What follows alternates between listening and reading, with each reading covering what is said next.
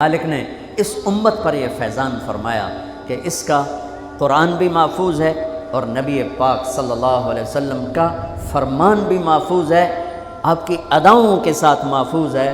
میں ایک آپ کو مثال دیتا ہوں، اگر ہمارے نبی پاک صلی اللہ تعالی علیہ وسلم کے چلنے کا انداز کیا تھا، اگر ہمیں یہ معلوم نہ ہوتا تو کیا فرق تھا؟ کوئی جنت جہنم کا مسئلہ تو نہیں ہے نا، لیکن میں قربان جاؤں ان صحابہ پر اور ان کے شاگردوں پر، ان کے اگلے شاگردوں پر، یہاں تک کہ جنہوں نے میرے نبی کی چال بھی ہم تک پہنچائی۔ میں آپ کو ترجمہ بتا دوں، یمشی تکفیاً ویقارب الخطا، آپ تھوڑا کندھے جھکا کے چلتے تھے اور پاؤں چھوٹے رکھتے تھے، کھلا پاؤں نہیں، ایسے نہیں، قریب، پاؤں چھوٹا، کندھے جھکے ہوئے، گردن آگے تھوڑی، اور چال میں تیزی، اتنی تیزی تھی کہ صحابہ کو ساتھ دوڑنا پڑتا تھا۔ آپ چونکہ آپ کے نیچے زمین سکڑتی تھی،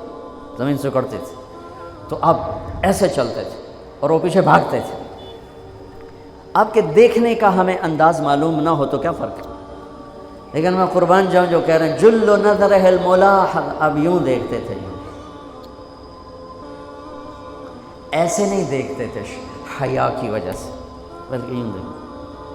کبھی کبھی ایسے ہوتا تو پھر ایسی تجلیات اور آنکھوں سے نور نکلتا کہ سارے صحابہ یوں ہو جاتے۔ صرف دو آدمی آپ کو دیکھ سکتے تھے، صرف دو، ایک ابو بکر اور ایک عمر، بس۔ یضحکان الیہ ویضحک الیہما، دونوں آپ کو دیکھ کے مسکراتے اور اپن کو دیکھ کے مسکراتے، باقی کوئی آپ کو آنکھوں میں آنکھیں ڈال کے دیکھ نہیں سکتا تھا، جنہیں آپ کی نظر شرم و حیا ایسے تھی۔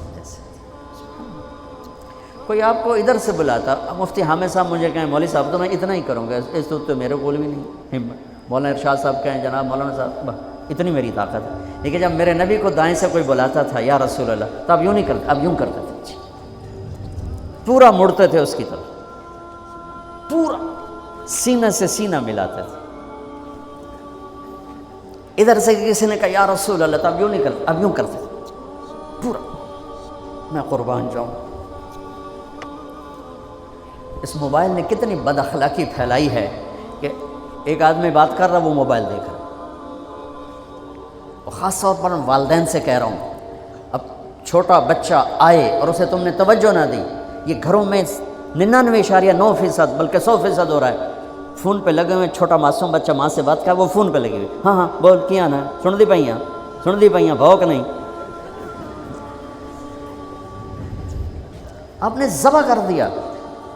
عربی کا لفظ ہے توجہ فرمائیں، یہ لفظ عربی کا توجہ فرمائیں کا مطلب ہے، یہ توجہ کی تا ہٹاؤ تو نیچے سے وجہ نکلتا ہے، وجہ چہرے کو کہتے ہیں۔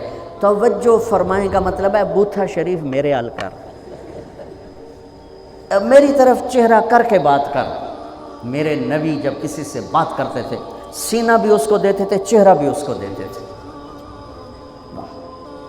جب آپ غمگین ہوتے تھے کیا کرتے تھے؟ اب داڑھی پکڑ کے یوں بیٹھ جاتے تھے، یہاں ٹیک، اس کو نیچے، اور یوں پکڑو، تھوڑی دیر کے بعد سر پہ ہاتھ پھیرتے اور پھر یوں فرماتے۔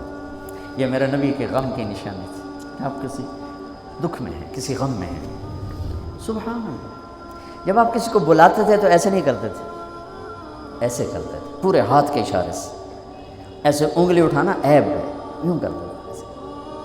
جب آپ محفل میں بیٹھتے تھے تو چوکڑی مار کے بیٹھتے تھے، اتحیات صرف نماز میں آپ کی ہے، باقی آپ چوکڑی مار کے بیٹھتے تھے، اور پوری محفل میں ٹانگ نہیں پھیلاتے تھے، چاہے کتنی لمبی مجلس ہو جائے ٹانگ نہیں پھیلاتے تھے کبھی بھی۔ عزت دیتے تھے، سامعین جالسین کو احترام دیتے تھے، عزت دیتے تھے، اور دوران گفتگو آپ یوں کرتے رہتے تھے، یوں۔ یہ آپ کی بے ساختہ حرکت تھی، یہ ہتھیلی، یہ انگوٹھا، یہ ہر آدمی میں نا کوئی اس کی جسم کی غیر ارادی حرکت ہوتی ہے۔ جیسے میں اپنے انگوٹھے کو یوں کرتا رہتا ہوں، یہ میری بچپن کی عادت ہے، مجھے پتہ بھی نہیں ہوتا میں انگوٹھا ایسے کر رہا ہوتا ہوں، تو میرے نبی کی بغیر ارادے کے ہاتھوں کی حرکت تھی، آپ دوران گفتگو یوں فرمایا کرتے ہیں۔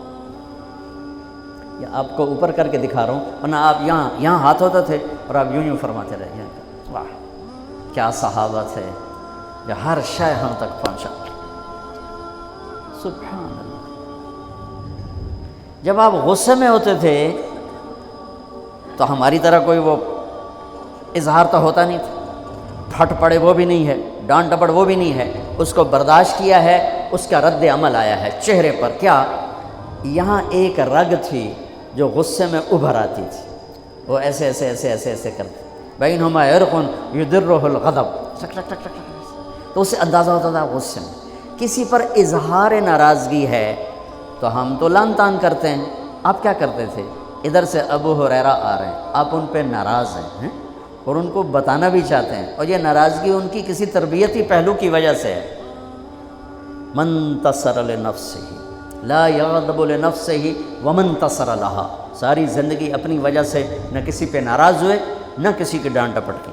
تو جب ادھر سے آ رہا ہے نا ابو ہریرہ اور آپ ان کو اظہار ناراضگی فرمانا چاہتے ہیں تو یوں دیکھا اور ساتھ ہی یوں ہو جاتے تھے. بس ادھر سے انس آ رہے ہیں، آپ ان پہ ناراض ہیں، دیکھتے ہی آپ یوں ہو جاتے تھے. بس یہ اتنا تھا میرے نبی کی ناراضگی کا اظہار کہ آپ لگتا ہے ناراض ہیں، ناراض. جب آپ خوش ہوتے تھے تو یہ جگہ گلابی ہو جاتی. پہلے بہت خوبصورت رنگ تھا گلابی، لیکن یہ اور زیادہ چمکنے لگتے، اس میں سے نور نکلنے لگتا تھا.